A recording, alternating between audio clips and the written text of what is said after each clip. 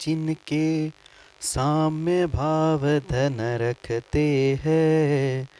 निज पर के हित साधन में जो निश दिन तत्पर रहते हैं।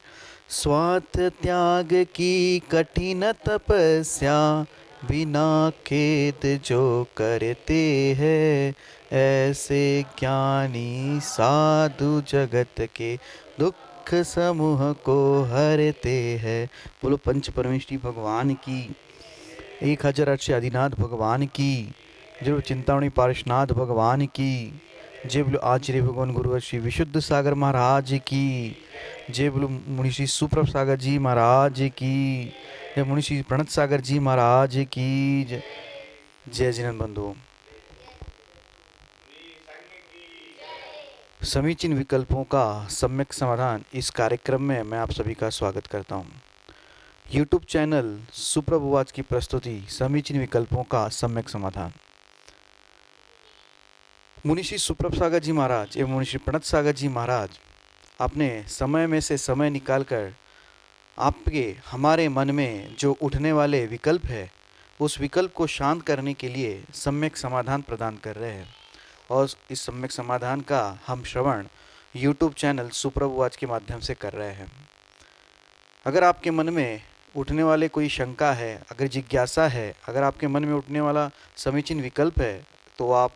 अपने नाम के साथ एक कागज पे अपना विकल्प मुनिश्री के तक पहुंचा सकते हो और अपना समीचीन सम्यक समाधान प्राप्त कर सकते हो। मैं मुनिश्री के चरणों में बारंबार नमोस्तु करता हूं एवं मुनिश्री को यह विनय करता हूं कि आज के कार्यक्रम को गति प्रदान करें। नमोस्तु नमोस्तु नमोस्तु। ओम नमः सिद्धेभ्य।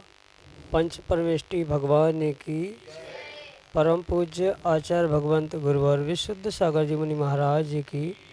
परम पूज्य मुनि श्री सुप्रभ सागर जी महाराज जी की।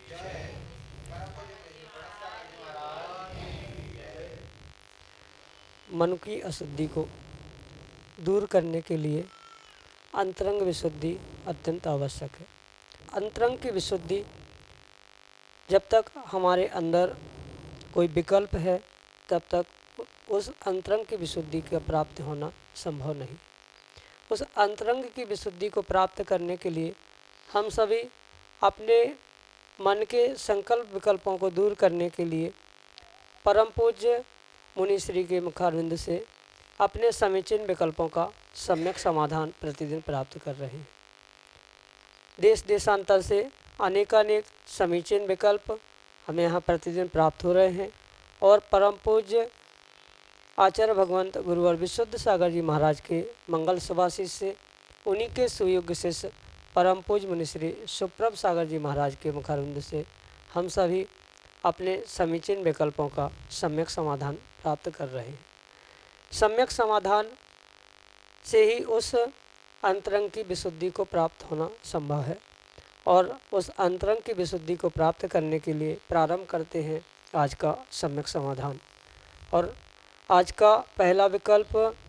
विद्वानों की नगरी मढ़ौरा उत्तर प्रदेश से, जहां परम पूज्य मुनि श्री सुप्रभ सागर जी महाराज का वर्ष 2019 में भक्तोल्लसत वर्षा योग महती प्रभावना के साथ संपूर्ण हुआ। श्रीमती सुषमा जैन सपरिवार परम पूज्य मुनि श्री के चरणों में त्रिकाल कोटि कोटि नमोस्तु निवेदित करते हुए अपना समीचीन विकल्प रख रहे हैं कि महाराज जी, जीव किन कर्मों से मनुष्य गति, देव गति, त्रियंच गति एवं नरक गति में जाता है। हमारे समीचीन विकल्प का सम्यक समाधान करने की अनुकंपा करें। नमोस्तु महाराज जी, नमोस्तु। ओम नमः सिद्धम। परम पूज्य आचार्य भगवान गुरुवर विशुद्ध सागर जी महाराज की,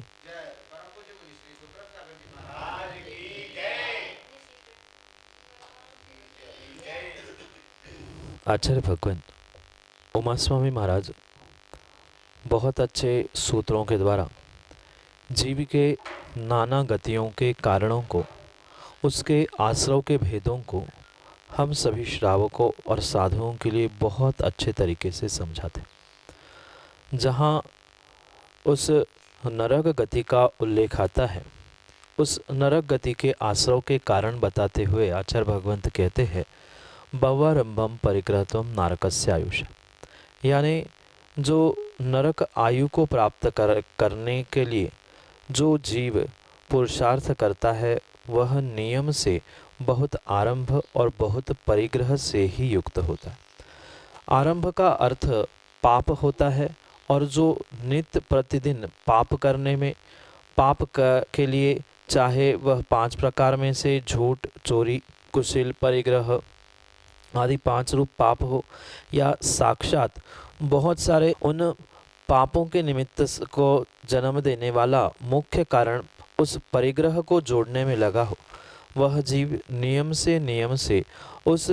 अपने पूरे जीवन के पुरुषार्थ के निमित्त से कर्मों का जो आश्रव करता है, नियम से नरक आयु का आश्रव करता है। और वही जो नरक आयु के आश्रव के साधन बताए है वही लगभग उस नरक गति को देने वाले के लिए कारण हो सकते। भले ही ये नरक गति, तिर्यंच गति आदि नाम कर्म की उत्तर प्रकृतियाँ है, पर फिर भी वह आयु के साथ साथ ही उन गतियों को प्राप्त होना उन कारणों से ही संभव कहा जा सकता है। इसलिए जो बहुत आरंभ यानी बहुत पाप और बहुत परिग्रह को प्राप्त करता है जीवन भर के लिए या किसी भी समय में, वह अपने जीवन के आने वाले समय में यानी अगली पर्याय के लिए नरक गति, नरक आयु का आश्रव करता है। पुनः सूत्र देते हुए आचार्य भगवंत कहते हैं अल्पारंभ परिग्रहत्वम मानुषस्य, यानी जो अल्प पाप करता है, अल्प परिग्रह को जोड़ता है, वह नियम से अगली पर्याय में मनुष्य गति, मनुष्य आयु को प्राप्त कर सकता है। क्योंकि ये पक्का है संसारी जीव पापों से दूर नहीं हो सकता। संसारी जीव परिपूर्ण रूप से परिग्रह का त्याग करके नहीं रह, पर फिर भी उस संसारी अवस्था में अगर उसने अपने आप में विवेकपूर्वक क्रिया करना सीखी है तो पापों को कम करना, साथ साथ वह परिग्रह का प्रमाण करते हुए उसकी सीमा मात्र आवश्यकता अनुसार उसका प्रयोग करना, आवश्यकता अनुसार ही उसका संग्रह करना, ऐसा जो कार्य करता है नियम से उसे वह आने वाले समय में अगली पर्याय में मनुष्य आयु, मनुष्य गति प्राप्त हो सकती है। पुनः जब उन देवों के विषय में व्याख्यान आता है, देव आयु के विषय में आचार्य भगवंत सूत्र देते हैं जो सराग संयम, संयमा संयम, बाल तपांसी देवस्य, यानी राग सहित संयम परिपूर्ण रूप से महाव्रत भले ही नहीं हो, वितराग संयम भले ही नहीं हो, पर श्रावक अवस्था में थोड़ा बहुत संयम का, राग सहित संयम का पालन करते हुए भी, और जो संयम असंयम यानी महाव्रत भी नहीं है पर अणुव्रतों का धारण करते हुए वह श्रावक अपने लिए अगली पर्याय में देवगति को आश्रव करने वाले उस कारणों को वर्तमान में प्राप्त कर सकता है। जो बाल तप, देव संयम संयम आदि आदि के निमित्त से देवगति को, देव आयु को जीव प्राप्त करता है। साथ में और एक सूत्र देते हैं सम्यक्त्वम च, यानी जो सम्यक दर्शन है उस सम्यक दर्शन के द्वारा जो शुभ क्रियाओं को करता है, अपने आप में विशुद्धि को प्राप्त करता है, वह भी जीव नियम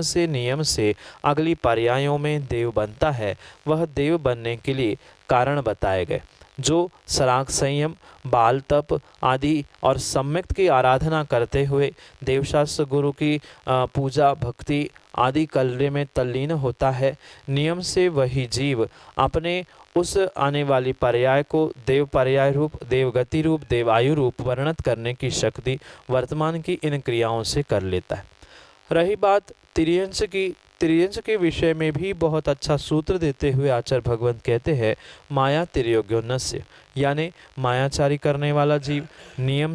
से आने वाली पर्याय में उस तिर्यंच पर्याय को ही प्राप्त करता है, तिर्यंच गति, तिर्यंच आयु को ही प्राप्त करता है। जैसे मायाचारी करने वाले जीव के आड़े टेढ़े तिरछे परिणाम होते हैं, मन में कुछ बाहर कुछ, ये जैसे उसके परिणाम होते हैं, बिल्कुल तिर्यंच पर्याय भी वैसी ही आचार्य भगवंतों ने बताई है। क्योंकि वह आपने देखा होगा प्रत्येक तिर्यंच अपने आप में अलग अलग रूप, अलग अलग रंग आदि आदि को प्राप्त होता है। ऐसे ही जो अनेक प्रकार की मायाचारी करने वाला जीव होता है, वह भी अगली पर्याय में उस मायाचारी का फल प्राप्त करते हुए तिर्यंच गति को प्राप्त करता है। संक्षेप में यही समझना, जो बहुत आरंभ बहुत परिग्रह करता है वह नियम से नरक गति नरक आयु को प्राप्त करता है। जो उसमें भी मात्र आवश्यकता के अनुसार पाप और उतना ही परिग्रह जोड़ के रखता है, परिग्रह का प्रमाण आदि कर लेता है, वह जीव मनुष्य गति मनुष्य आयु को प्राप्त कर सकता है। मायाचारी करने वाला जीव परिपूर्ण रूप से उस मायाचारी के रचे पचे होने से निमित्त से अगली पर्याय में तिर्यंच बनेगा, और जो सराग संयम बाल संयम तप आदि के द्वारा सम्यक्त की आराधना के साथ जो अपने उस इष्ट देवशास्त्र गुरु सच्चे इष्ट देवशास्त्र गुरु पर श्रद्धान करते हुए शुभ क्रिया में लगा होता है, वह अगली पर्याय में देवगति को प्राप्त देवायु को प्राप्त होता है। यही आपके लिए संक्षेप से सम्यक समाधान। अगला विकल्प इंदौर मध्य प्रदेश से प्रेमला जैन परम पूज्य मुनिश्री के चरणों में बारंबार नमोस्तु निवेदित करते हुए अपने बड़ी बहन का विकल्प रख रहे हैं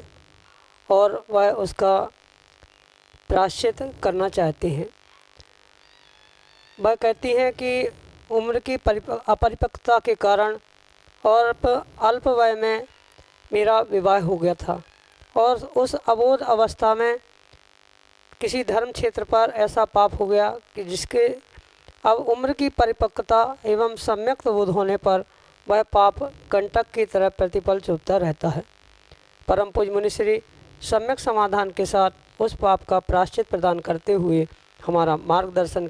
करने की कृपा करें। नमोस्तु महाराज जी, नमोस्तु। माँ अपनी स्वयं की गलती का या किसी भी जीव की गलती का प्रायश्चित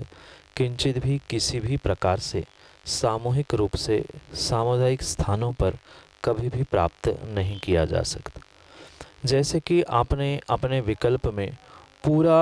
वह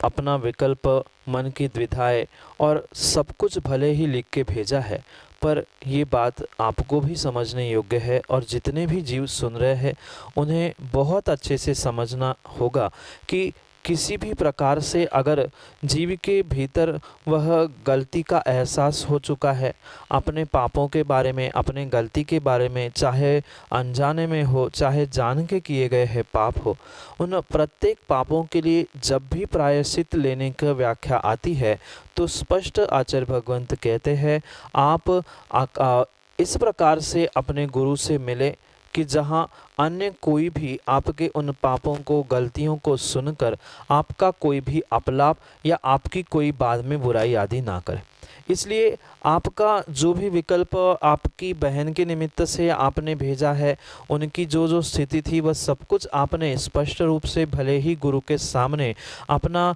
मन खोलकर लिखी है, पर माँ ये परम सत्य है कि ऐसे जो भी विकल्प होते हैं प्रायश्चित को लेकर वह परिपूर्ण रूप से साक्षात गुरु के पास पहुंचकर ही प्राप्त करना उचित कहा जाता है, क्योंकि किंचित भी किसी भी प्रकार से उन प्रायश्चितों के बारे में या दोषों के बारे में हम खुलकर सबके सामने नहीं कह सकते, क्योंकि आज तो कौन कैसा अच्छा है हमें नहीं पता, पर भविष्य में उन्हीं बातों को लेकर वह उसको पुनः उद्घाटित करते हुए आपके बारे में अन्य बातें ना हो। इसलिए मैं तो आपको इस सम्यक समाधान से यही कहना चाहता हूँ, वास्तव में अगर अपनी गलती का एहसास है तो साक्षात आप किसी गुरु महाराज के पास पहुँचे जिनको प्रायश्चित आदि देने का अधिकार है। ऐसे उन गुरु महाराज के पास पहुंचकर उनसे आप अपने और अपने बहन के निमित्त से जो भी उस धार्मिक स्थल आदि में अबोधता से या अज्ञानता से जो गलती हुई है उसके लिए स्वयं वहां पहुंचकर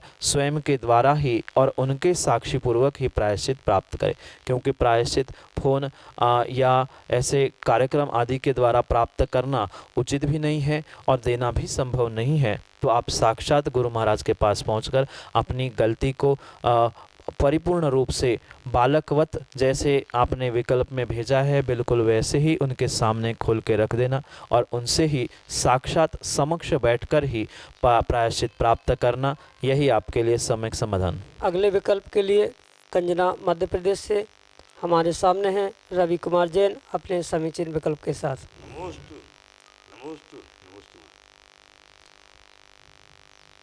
मेरी जिज्ञासा है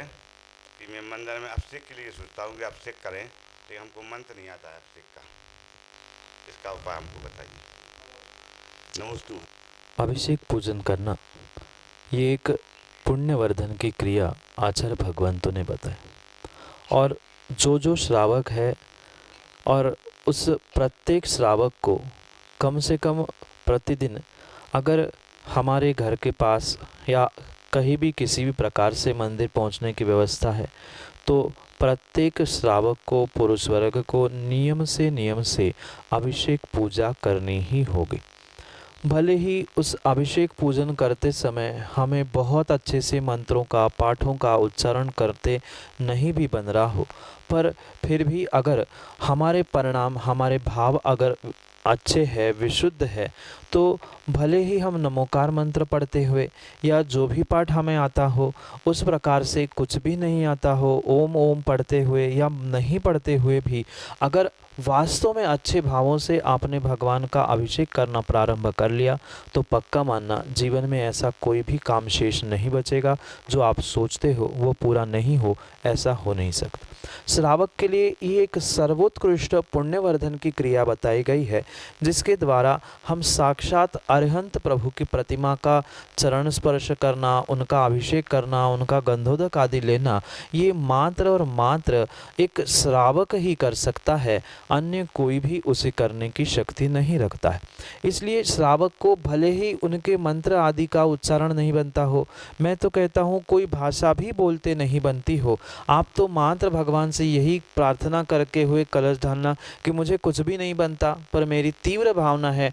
कि तीन लोक के नाथ अरिहंत प्रभु की प्रतिमा पर मुझे कलश ढोलना है, कलश पानी डालना है, गंधोदक के रूप में उसे मैं पुनः स्वीकार भी करूँगा। ऐसी भावों से भी आपने बिना कुछ बोले, बिना कुछ पढ़े भी अगर उस कलशिया से पानी वो भगवान प्रभु के प्रतिमा पर ढाला है, उसका नियम से आपको पुण्य अवश्य मिलेगा। और जो आपने भाव संजोए है कि हमें रोज़ करना है, तो मैं तो आपसे यही कहूँगा, आप मंत्रों में, पाठों में किसी में ना उलझे। नमोकार आ रहा है सही, नहीं आ रहा है तो मात्र शुद्ध विशुद्ध परिणामों से, बहुत गदगद भावों से उस तीन लोक के नाथ की प्रतिमा का अभिषेक करना। अवश्य ही कुछ ही समय में आप सुनते सुनते पाठ भी पढ़ना सीख जाओगे, पुण्यवर्धन हो जाएगा। तो आप पढ़कर और उच्चारण करते हुए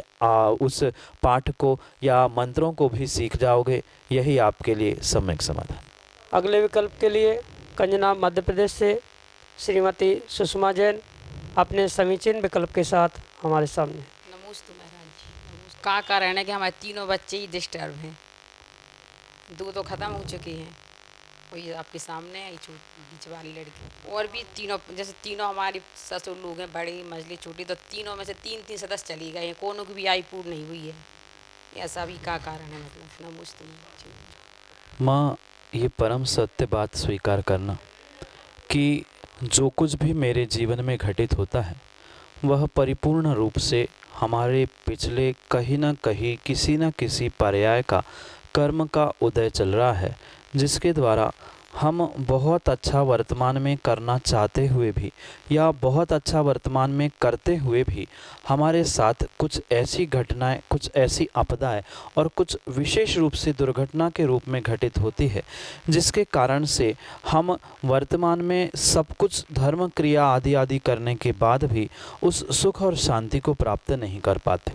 इसलिए जो हमने पिछले कर्मों में, पिछले भवों में, पिछली पर्यायों में जो पाप रूप कर्म किए होंगे, उसका ही साक्षात ये प्रतिफल है कि हम सब कुछ करने पर या बाहर की बहुत सारे साधन सामग्री होने पर भी हमारे परिवार के, हमारे कुल के जो दीपक रूप में या जो बेटा बेटी के रूप में हो या बुज़ुर्गों के रूप में हो, ये जितना भी घटित हो रहा है माँ, ये पक्का मानना कुछ ना कुछ पिछले जन्म का हमारा तीव्र तीव्र तीव्र पाप कर्म का उदय है, जिसके कारण से वह हम सुख से नहीं रह पा रहे हैं। आसाता वेदनी का तीव्र कर्म उदय है, जहाँ पर जीव कभी भी सुख शांति का वेदन नहीं कर पाता। और ऐसा ही कुछ पूर्व कर्मों का, जैसे उस बेटी के विषय में आपने पूछा है, जैसा उस व्यक्तिगत उस जीव का पुण्य पाप का उदय रहता है, माँ बिल्कुल वैसा ही हमारा यानी माता पिता का भी उस सगे संबंधी के प्रति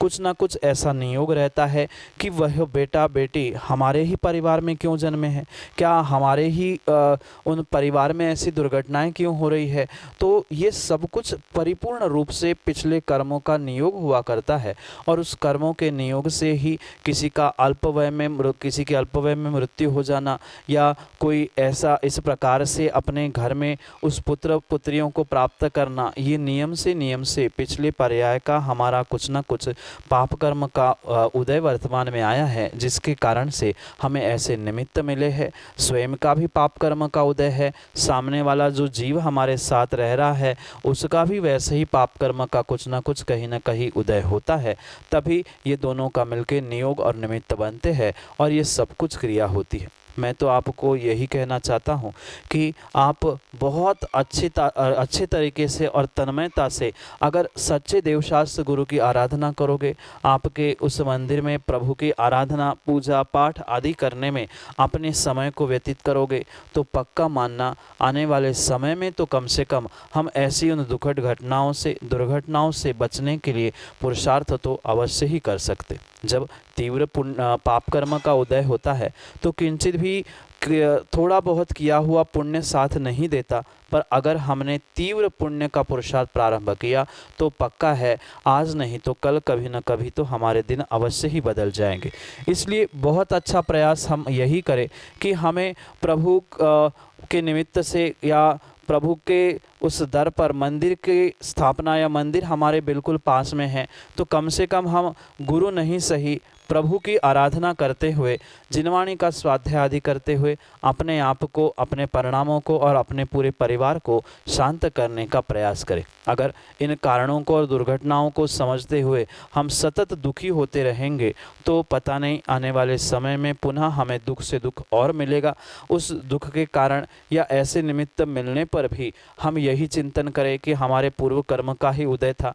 हमने ही कुछ ऐसा किसी के साथ किया होगा इसलिए हमारी संतान नष्ट हुई, क्योंकि हमने कभी किसी के साथ ऐसा पिछले पर्याय में किया होगा, मैंने किसी पर उंगली उठाई होगी जिसके कारण से मेरी संतान ऐसी डिस्टर्ब हुई होगी। ये सब कुछ परिपूर्ण रूप से अगर हम कर्मों का निमित्त समझकर उसे स्वीकार करेंगे तो कुछ ना कुछ अंशों में हम उस पाप से आने वाले समय में बचने का पुरुषार्थ कर सकते हैं। इसलिए जो बीत गया वो कर्मों के उदय से हो चुका है, और वर्तमान में अगर हम पुरुषार्थ करके संभलने का प्रयास करेंगे तो आने वाले समय में तो कम से कम उस आसाता से पापों से बच सकते हैं। देवशास्त्र गुरु की सच्ची आराधना करने से भी आप उन पाप कर्मों से दूर होने का पुरुषार्थ कर सकते हैं। यही आपके लिए सम्यक समाधान। श्रीमती लक्ष्मी देवी जैन, मऊरानीपुर, उत्तर प्रदेश से अगले समीचीन विकल्प के साथ हमारे सामने। नमोस्तु महाराज, नमोस्तु महाराज, दोनों महाराजों को कोट कोट नमोस्तु। महाराज जी, नवोकार मंत्र ग्रंथ में लिखा था कि रात के समय भगवान मोक्ष का चले जाते हैं, 3 बजे रात के समय भगवान मोक्ष चले जाते हैं, तो वो मतलब सुबह का टाइम माना जाएगा या रात का टाइम माना जाएगा? नमोस्तु महाराज जी, नमोस्तु। माँ, पहली तो बात, तीर्थंकर भगवान का मोक्ष कभी भी 3 बजे, 2 बजे, 4 बजे ऐसे समय के निर्धारण पे या घड़ी के समय से नहीं हुआ करता। रही बात दिन, सुबह आदि के लिए, आगम ग्रंथों में स्पष्ट रूप से आचार्य भगवंतों ने उसके विषय में ये लिखा है, जैसे ही सूर्य की पहली पौ फूटती है, यानी जैसे ही सूर्योदय के निमित्त से थोड़ा सा भी धुंधला धुंधला सा प्रकाश होने लगता है, ऐसे उस ब्रह्म मुहूर्त के समय में ही भगवान का मोक्ष हुआ करता है। उसको हम 3 बजे, 4 बजे या 5 बजे, 6 बजे ऐसे समय में बांध नहीं सकते, पर यह भी परम सत्य है जिस जिस ऋतु का, जिस समय का, जैसा सूर्योदय आदि का काल बताया जाता है, बिल्कुल उस सूर्योदय के काल में ही उन भगवान तीर्थंकर स्वामी आदि के निमित्त से उनका मोक्ष कल्याण या उनका मोक्ष जाना निर्धारित हुआ करता है। क्योंकि वह जो भी तीर्थंकर भगवान होते हैं, तीर्थंकर भगवान कोई भी क्रिया रात के समय में नहीं करते, क्योंकि आप स्वयं भी कह रहे हैं 3 बजे यानी रात अगर मान रहे हैं तो वह रात का समय ही मानना होगा। पर ये भी परम सत्य है कि भगवान तीर्थंकर स्वामी को कभी भी रात में मोक्ष नहीं होता। पर ये परम सत्य है, जैसे ही जिस क्षण वह सूर्य उदय होने के पूर्व जैसे ही लालिमा प्रारंभ होती है, थोड़ा सा ही उजाला हो जाता है, उसी समय पर भगवान तीर्थंकर स्वामी का मोक्ष निर्वाण कल्याणक मनाया जाता है। उसको कोई समय से नहीं बांधा जा सकता। और रही बात 3 बजे की, तो 3 बजे का समय तो रात में ही कहलाया जाएगा। भले ही वह दूसरे दिन के निमित्त से वह ब्रह्म मुहूर्त कहलाए 3-4 बजे का, पर फिर भी वह घड़ी की अपेक्षा से, काल की गणना से वह 3 बजे तक का समय रात में ही आएगा। 4 बजे के बाद जैसे ही सूर्योदय का काल आगे पीछे होता है, उस